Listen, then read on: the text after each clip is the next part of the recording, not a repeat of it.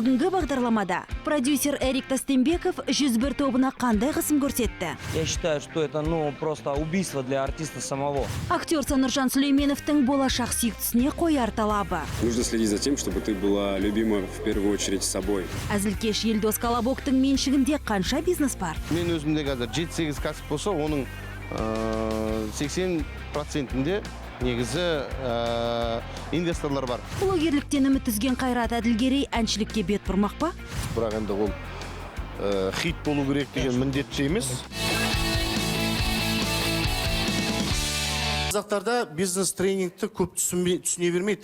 Ақша жасаудың жолын білмейді бізде. Бизнес-план құралмайды. Бізде қазақтар тек қана алақанның қышығанын күтіп жатамыз. Бір алақан қышиды, плотны сүйемізді, маңдайға шақ дейміз дағыны. Әзіл әлемінің өкілі Қайрат Әділгерей тың мәлімдеме жасады. Танымал актер енді әншілікке бет бұрмақ. Жалғыз емес, жанында жұбайы Бақыт Тұрман бар. Олар бұдан былай Бүркіт пен Аиша, Арман мен Аша сынды жұлдызды жұптардың қатарын толықтырмақ. Дәл қазіргі таңда жаңа дуэт репертуарды пысықтау үстінде екен. Қазірден бастап бір өзімізге ыңғайлы бір әнді іздеп жатырмыз, бірақ енді ол хит болу керек деген міндетті емес. Бізге ұнамай жатыр. Өзімізге ұнайтын, жанымызға жақын. Ал кофейняның ашылуына қош келдіңіздер, поддержка бар ма енді? Қайта қайталай беремін, жаным сенің атыңды. Бірақ бұл бастама орта жолда қалса таң қалмаңыз. Өткен Әзілкеш бұрындары блогер болатынын айтып, оқырмандарын аң-таң қылған еді. Алайда аздаған уақыттан соң шыдамы таусылған Қайрат ойдағы жоспарын жүзеге асыра алмапты. Ол енді мен әзіл ретінде айтқан болатын, бірақ ол блогерлік қолымнан келмейді, шынына керек. Өткені блогер болу үшін сен таңынан кешке дейін өзіңнің жүріп тұрғаныңды барлығын түсіріп отыру керек, контент өз қолыңмен жасау керексің, және де қасыңа бір видеооператор ертіп жүру керексің. Менде ол нәрсе қолымнан келмейді, және де біз енді жанұялы адамбыз, кішкене көп нәрсеге біздің қолымыз тие бермейді. Оның барлығын уақыт өтумен салып отыруға. Бірақ қолдан келгенше жұмыстағы процесті, кейде үйдегі бала-шағамен процесті салып отырамын, бірақ Бастапқыда бұл іске білек сыбана кіріскен Әділгерей блогерлердің әр қадамын аңдып, тіпті олардың жүріс-тұрысына дейін көзден таса қылмаған. Әлеуметтік желі арқылы ауқымды аудиторияны ұстаудың қыр-сырын ұғыну үшін бірнеше тәулік Жахан Отарғалиевтің жанында өткізіпті. бір рет блогердің қасында жүрдім, бір күн Жахан Отарғалиевтің қасында. Өзім білмеймін енді, Жахан қалай екен, мен өзім шаршап кеттім, шынына керек. Андай темппенен, андай нәрсені жасау, оған да шынымен де уақыт керек.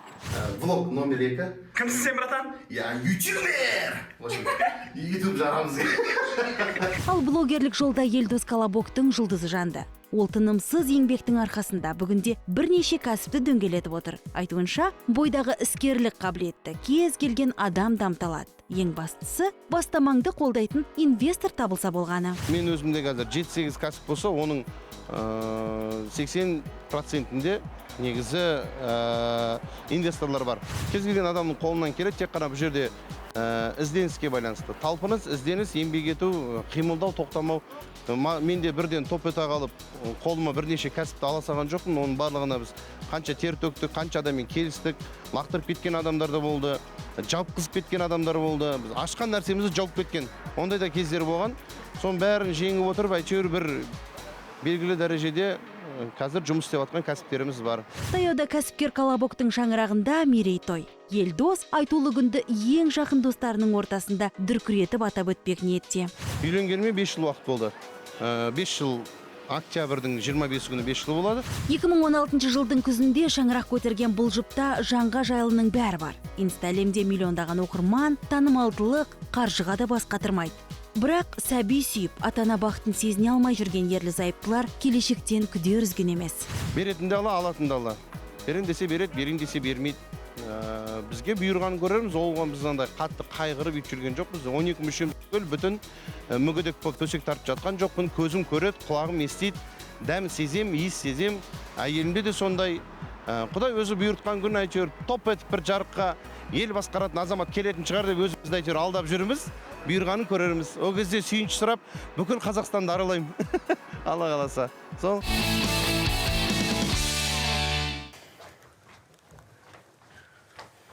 С тобой разговариваю. Пап, не лезь ко мне, успокойся. Не дерзи. Ты для чего учился? Я 4 года за что платил? Для тебя я учился. Я говорил изначально, что не буду экономистом. Нет, ты сказал, диплом домой принеси и делай, что хочешь. Диплом дома. Теперь я хочу поехать в Алмату. Отандық жас актер Сануржан Сүлейменов әлемдік кинонарықты бағындыруды жалғастырмақ. Пандемия кезінде сері жігіт патриоттар уақыттатты. Әскери патриоттық боевикте түсуді бастап, биыл картинаның түсірілімі толық аяқталған. Сондай-ақ өнерпаз жігіт жуырда ғана шетелдік жобаға жолдама алыпты. Сейчас мы закончили один из самых крупных блокбастеров, спонсируемых фондом кино. «Время патриотов» фильм называется. Вместе с Даником Алшиновым мы отснялись в данном проекте. Вот ждем. Сейчас я утвержден на одну роль в международном проекте. Вот, дай бог, я скоро, в ближайшем будущем улетаю, буду работать на международном проекте, на языке, который я не знаю. Но, тем не менее, очень интересный опыт меня ждет. Халықаралық жоба жайлы әңгіменің шетін ғана шығарған актер есесіне армандағы образдарын ашып айтты. Сануржанның сөзінше, отандық киноиндустрияда ел үшін ерінбей еңбек еткен тарихи тұлғалар туралы туындылар көп түсірілуі тиіс. О легендарных людях, которые сделали очень много для нашей страны, для становления нас, преодолевали много. Вообще у нас вся история о преодолении, поэтому я думаю, что у нас есть много чего не рассказанного. Они хотят, чтобы один из нас женился на местных девушек и остался тут навсегда. Походу, это действительно сон. Нұрлан Қоянбаевтың «Бизнес по-казахски» фильмінде Еркош атты кейіпкерді сомдап, көрермен көзайымына айналған Рамазан Амантайды көрсе, Сануржан ерекше ностальгияға бөленеді. Өйткені осыдан 15 жылдан астам уақыт бұрын жас өнерпаздар отандық телехикаяда ажырамас достардың рөлін сомдап, актерлық мансабына алғаш қадам басқан еді. Қазіргі таңда қос әріптес бір-бірінің жетістігіне шын тілекші. У нас с ним теплые дружеские взаимоотношения до сих пор. Переписываемся, созваниваемся, видимся. Вот. Да. Я очень рад его успеху. Я очень рад, что его талант увидел свет уже во взрослом возрасте, поскольку это очень нелегко быть ребенком, который уже был заявлен в каком-то там проекте, который имел успех у зрителя, как один персонаж. И выйти из этого образа, там, уже когда ты во взрослом возрасте, нелегко. Но он это смог сделать, он смог преобразовать там новые свои комедийные умения в том, что он отснялся в «Бизнесе по-казахски». Сейчас, по-моему, «I go to school» они полный метр запускают отдельно про персонажа Рамазана, чему я очень рад. Бүгінде Рамазан бір үйдің отағасы атанса, Сануржанның бойдақтықпен қоштасар түрі жоқ. Ал жеке өмір жайлы көп ашыла бермейтін актер қалауындағы қыздың болмысын қиялында ғана бейнелеп қойған. Она должна быть собой, она не должна быть никем, я люблю повторять. Ну, в смысле, нельзя себя подготавливать к отношениям с определенным человеком. Нужно быть собой, нужно заботиться о своем счастье. Тем более, если ты женщина, девушка. Нужно следить за тем, чтобы ты была любима в первую очередь собой. А далее там найдется человек, который эту любовь дополнит. Ты провожаешь фонари, огни печальных задов. В салоне желтого такси и никого нет рядом. Он, уходя, сказал, давай останемся друзьями. И на прощание обнял холодными руками. Не плачь о нем. 2000 жылдары хит шерулердің көшін бастаған 101 тобының құрылғанына 25 жылға жуықтапты. Аталған уақыт аралығында бұл бойсбендтің құрамы сан мәрте өзгерді. Қазіргі таңда ұжымда Иван Бреусов, Станислав Ли және Ербол Жайлауов өнер көрсетеді. Ұзақ уақыт көрермен көзінен алшақтаған музыканттар елде карантин шаралары жеңілдеп, шағын аудиторияға концерт берудің мүмкіндігі туғанына дән риза. Концерты сейчас наладились, да, мы очень часто гастролируем. Недавно ездили в Алмату, в Астану, в Нур-Султан. Да, в Алмате очень часто даем концерты, поступает очень много заказов из других городов, да. В принципе, сейчас вот такие вот маленькие концерты возобновляются, где вот 100-200 человек в заведениях, как помните, 15-20 лет назад было, вот сейчас это опять возвращается, и мы очень рады этому, потому что это наш формат, И, в принципе, мы востребованы. Я плюс ты, сердце под прицелом, разлука және одан да көп хиттерді бойзбендке арнап, Еркеш Шакеев, Болат Боранов сынды композиторлар жазса, тыңдарман көңілінен шыққан тректердің кейбірі Иван Бреусов пен Доминик Джокерге де тиесілі. Сондықтан болар топпен бірге есейген тұрақты аудитория 101-дің концертіне келіп, ерекше естеліктерді еске түсіретін көрінеді. Одна из причин того, что мы вернулись на сцену, да, это фидбэк от наших слушателей, да, то есть мы поняли, что наша музыка, она заставляет людей ностальгировать, вспоминать свои студенческие годы, да. Наши поклонники выросли вместе с нами, да, сейчас нам всем, больше 20, у нас у всех есть дети, семьи, и эти же фанаты сейчас с нами. Эти же поклонники, которые 20 с лишним лет назад нас слушали. Хотя уходи, любовь не терпит повторов. Скоро кто-то другой тебя своей назовет. Түрлі кезеңді бастан өткерген топтың белді мүшесі Иван Бреусов кезінде жеке шығармашылығына басымдық берген еді. Қазір бар күш-жігерін бойзбендтің репертуарына арнауды жөн деп шешіпті. Вы знаете, за эти годы было написано столько материала, это плохое слово, столько песен, которые достойны внимания, что, в общем-то, я сейчас пока что не пишу временно, потому что мне нужно привести в порядок все творчество, которое было до этого, просто правильно оформить и так далее, потому что, и, соответственно, ожидания, которые сейчас у меня есть от музыкального контента, да, правильно сделанного, правильного озвученного там и со всеми вытекающими, сильно большие, наверное, да, завышенные. Ну так и должно быть, наверное, у хороших музыкантов, да. Надеюсь, что в будущем, после того, как мы со 101 закончим по нашему проекту по 25-летию и продолжим дальше, у меня появится время для того, чтобы осуществить все эти свои недобитые песни. Бастапқыда бұл жігіттердің сахналық образы Эрик Тастенбековтің еркінде еді. Қазір жеке дара шыңдалуды көздеген ұжым экс-продюсердің қатаң талаптарына көнуге мәжбүр болған сәттерді еске алды. Мы так одевались с 96-го года как раз таки, понимаете? Просто когда мы работали с продюсером, с Эриком Тастенбековым, были определенные каноны, по которым он должен был поступать. И мы, соответственно, выполняли все требования, которые нам говорил продюсер. А сейчас мы сами себе продюсеры, сами занимаемся и своим творчеством. И на сцене, поверьте мне, в таком виде намного удобнее выступать, нежели в другом, да. В костюме дать концерт там 2-часовой, я считаю, что это, просто убийство для артиста самого. И надеюсь, что люди будут обращать больше внимания на наше творчество, нежели на нашу одежду, да? Кейде топ жұмысы тоқтап, бірде қайта жанданған 101-лік жігіттердің шығармашылықта екінші тыныс ашылғандай. Елдегі эпидахуал тұрақталған соң бұл бойзбенд республика көлемінде ұйымдастырылатын турнені жоспарлап отыр. Ән сапар аталмыш жобаның 25 жылдық мерейтойына арналмақ. Біраздан соң аты Шулай Жанбайзақова мен Қуат Хамитов нені бөлсе алмай жүр? Ал актер Ануар Нұрпейісовті толғандырған қандай мәселе? Уже накопилось то, о чем можно поделиться. Шоумен Арыстан Мырзагереев жұбайы Әйгерім Үзембаевамен ажырасқан алғаш рет айтты. Про нее больше не спрашивают. Түркия дауысы байқауында тәлімгерлерді тәнті еткен қазақ қызы Мариам Дуанмен эксклюзивті сұхбат. Бұл жоба өте ауқымды. Бұл жобаға шынымен де әлемнің түкпір-түкпірінен өте кәсіби әншілер келеді. Сүйінші, продюсер Баян Мақсатқызының шәкірті шаңырақ көтермек. Жүрегім бос емес. Енді жасым келді, 30-ға лайық қалдым. Әрине бос емес. Por eso me voy.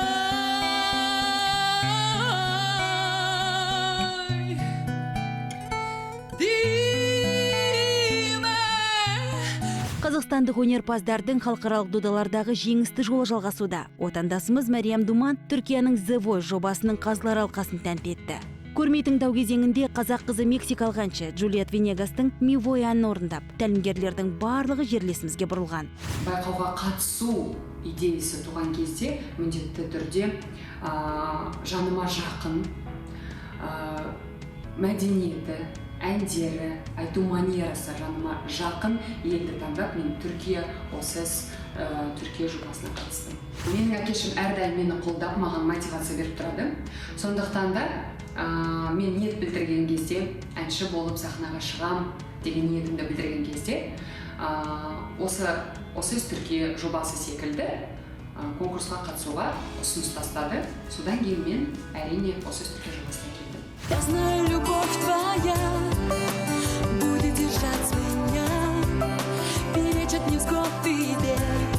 Естеріңізге сала кетсек, әнші Бекеш қалың көпшілікке Суперстар KZ жобасының 4-ші маусымында үздік үштікке елініп, кейін финалистер Олег Карезин, Әділжан Омаровпен бірге топта өнер көрсеткен еді. Араға 10 жылдан астам уақыт салды. Енді халықаралық жобада бақ сынауды жөн көрген.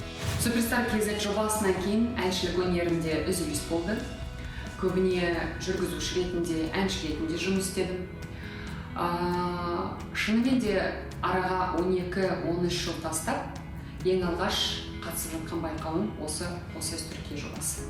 Барлық тәлімгерлер Мариямның вокалдық қабілетіне тәнті болғанымен, қазақ қызы Түркияның танымал әншісі Мұрат Боздың командасына баруды ұйғарады. İstanbul'a ОСС Türkiye Murat Boz'un takımında olmak için geldim. Harika. Мұрат Боз Түркия елінде өте танымал әншілердің бірі. Және де оның шығармашылығымен жақсы таныспын, әндері, стилі маған жаныма жақын. Үшіншіден, тәлімгер ретінде осы ОСС Түркия жобасының сахнасында мені әнші ретінде ашылуыма өз үлесін қосады деген сенімдемін. Мариям ОСС Түркия жобасында тек әншілік дарынымен ғана емес, түрік тілінде ойын еркін жеткізіп, талайды тәнті етті. Түрікше әлі де үйреніп жатырмын. Түрікше шынымды айтсам өз бетімше үйрендім. Ешқандай курстарда дәл салған жоқпын. Практика арқылы адамдармен танысып, түрікше сөйлесіп, түрік тілін үйрендім. Шетелдік байқауда бақ сынаған қазақ қызы Түркияда шығармашылығын шыңдау мүмкін. Қазіргі кезде заманның ағымына сай адамдар әлемнің түкпір-түкпірінде тұрып жұмыс істеп жатыр, оның еш кедергісі жоқ деп ойлаймын. Сондықтан да мен үшін Қазақстанда да тұрып жұмыс істеуіне болады, Түркия елінде де тұрып жұмыс істеуіне болады. Не болмаса екі елге жұмыс істеуге дайынмын деп айтсам болады. Алғашқы айналымнан ұмытылмас әсер алған Мариям келесі кезеңдерге асқан жауапкершілікпен дайындалып, мықты бәсекелес әріптестерін басып озуға дайын. Бұл жоба өте ауқымды. Бұл жобаға шынымен де әлемнің түкпір-түкпірінен өте кәсіби әншілер келеді. Қатысушылардың барлығы мықты деп айтсам болады. Сондықтан да бірінші кезеңнен өткен кезде балаша қуандым, шынымды айтам, эмоциямды жасыра алмадым. Және де келесі турға дайындық белсенді болып жатыр. Репертуарымды жаңартып, жаңа әндерімді қосып жатырмын. Құдайдың қалауымен жақсы дәреже көрсетем деген үміттемін. Алматыдағы белді шаралардың бірінде папарацци объективіне шоумен Арстан Мырзагереев ілікті. Ол карантин кезінде тойлардан қағылып қана қоймай, 10 келіге арықтағанын айтады. Ал артық салмақтан арылғысы келген жандарға айтар кеңесі бар. На самом деле все просто. Надо, как говорится, завтрак съешь сам, обедом поделись с другом, а ужин отдай врагу. На ужин я советую суп. 10-15 дней вы придете в ту форму, которую захотите. Шоу-бизнестегі мансабын «Рывок» фильмінен бастаған шоумен кейіннен әншілікке де бет бұрып, бірнеше бейнебаяндарын шығарған. Қазір Арыстан тұралап қалған шығармашылығын қайта қолға алмақ. Я думаю, роли, на которые я буду соглашаться, это положительные роли. Я хочу новому поколению давать хороший образ, что можно без всяких плохих действий стать человеком и стать человеком с большой буквы. Я думаю, только на такие роли я буду соглашаться. И именно это то, что я хочу привнести в наш казахстанский кинематограф и немножко молодежи показать, что можно всего добиться, не идя по головам. Өнер жолында қайтадан жандануды қалайтын Арыстанның жеке өмірінде де үлкен өзгеріс байқалады. Бұрындары түрлі мерекелік шараларды жұбайы Әйгеріммен бірге жүргізетін. Қазір ерлі-зайыптылардың жолы екіге айырылған. Шоумен бұл сұхбатында ажырасып кеткендерін айтып қалды. Соведущих целый, знаете, конвейер. Мне не нужно с супругой вести обязательно, не обязательно. Да, уже год. Все, про нее больше не спрашивайте.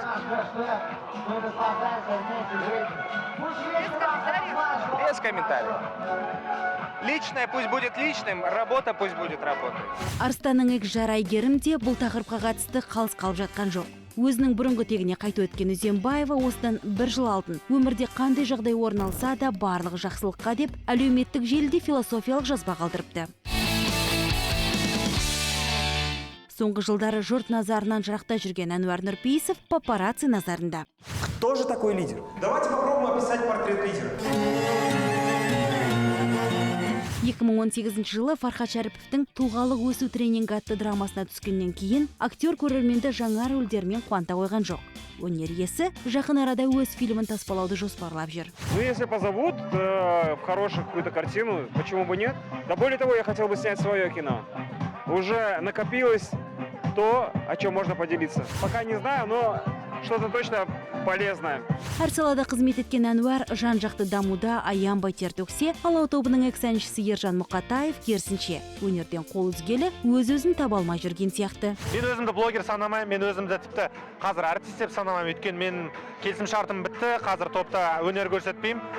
Жеке артист ретінде әлі ешқандай қадам жасап жатқан жоқпын, тек қана әндерімді ақындап дайындап жатырмын. Сондықтан өте қиын қазір өзіңді қай салада рекомендовать етесің, жаңағы Инстаграм парақшасында дейік. Сондықтан білмеймін. Гүлдей нәрін береді, бәрі жақсы көреді, гүлләп жидей төрені. Отандық шоу-бизнестегі бұл бойз-бэндті құрған Баян Мақсатқызы. Ғұмыр ұзаққа созылмаған топты таратқан да продюсердің өзі. Шығармашылық тоқырауға ұшыраған жігіттер Алагөзованың ұсынысын бірден қабылдап, тарауға бел буыпты. Негізгі себебіміз жаңағы қазір заманауи бір ұғым шықты ғой. Перегорание деген. Біз бір-бірімізден шаршадық, шыны керек. Оны жігіттер де, продюсерлерімізде де растайды. Тараған себебіміз сол болды. Жаңағы шығармашылық шабыт болмады, мүмкін сондықтан шығар. Енді басынан Баян Мақсатқызы айтып кеткен болатын. Біздер бизнеспен айналысамыз, сондықтан қатты үміт артпай қойыңдар, біз 20 жыл, 30 жыл жұмыс істейміз деп. Ержанның продюсеріне алғыстан басқа айтар жоқ. Баян Мақсатқызымен жұмыс кезінде өзінің актерлік қырын шыңдап, телехикаяда да басты рөл сомдады. Сериал үлкен сынның астында қалғанымен көрермендер Мұқатаевтың өнеріне оң бағасын беріп үлгерген. Көңілім қалған жоқ, өйткені тәжірибе ғой. Ең бірінші алғашқы жаңағы басты рөл сомдадым. Сондай маған мүмкіндік берді біздің продюсерлер. Сондықтан мен тек қана алғыс айта аламын. Ол деген ол проект жарды ма, жарған жоқ па, өтті ме, өткен жоқ па, ол маған қатысы жоқ. Мен өзім жұмысымды атқардым, керемет тәжірибе алдым. Одан кейін де сериал, киноларға түсіп жаттым. Әлі де ұсыныстар түсіп атады. Ұнады маған бұл сала, бір айтқанымен, шынымен де. Ержанның жеке өміріне қатысты сүйінші жаңалығы бар. Сері жігіт жан сырын ақтармаса да, сүйіктісінің барын жасырмайды. Бәрі жақсы, бәрі. Жүрегім бос емес. Енді жасым келді, 30-ға лайық қалдым. Әрине бос емес. Білмеймін, шынымды айтсам. Ешқандай комментарий бергім келмейді. Мүмкін көрсетіп қаламын енді. Өмір деген сондай ғой. Бүгін жоқ десем, ертең иә болып қалады деген секілді. Сондықтан сау.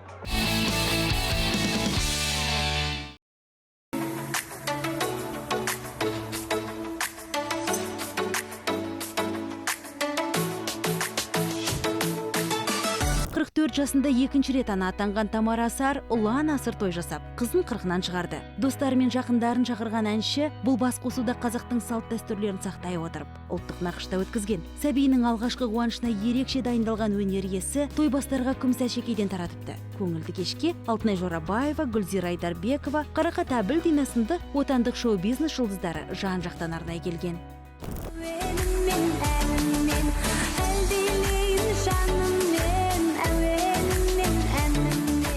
Ал қыз ажардың тырнағын алу мәртебесі тележүргізуші Динара Сатжанға бұйырыпты.